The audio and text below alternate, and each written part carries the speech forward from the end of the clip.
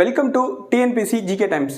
இன்றைக்கி நம்ம பார்க்க போகிற கரண்ட் அஃபேர்ஸ் பஞ்சாயத்து அதிகார பகிர்வு குறியீடு, டெவல்யூஷன் இண்டெக்ஸ் ஆஃப் பஞ்சாயத்ஸ். மாநிலங்களில் பஞ்சாயத்து அமைப்புகளுக்கான அதிகார பகிர்வு நிலை என்ற அறிக்கை மத்திய பஞ்சாயத்து ராஜ் அமைச்சகத்தால் வெளியிடப்பட்டுள்ளது. மாநில அரசுகள் தங்களின் கட்டுப்பாட்டில் உள்ள வளங்களை பஞ்சாயத்து அமைப்புகளுக்கு பகிர்ந்து அளிப்பதில் எவ்வளவு செயல்திறன் உடையதாக உள்ளது என இந்த அறிக்கை மதிப்பீடு செய்கிறது. இந்த குறியீடு 6 காரணிகளின் அடிப்படையில் மாநிலங்களை தரவரிசைப்படுத்துது. அந்த 6 காரணிகள் என்னென்ன அப்படின்னு பார்க்கலாம்.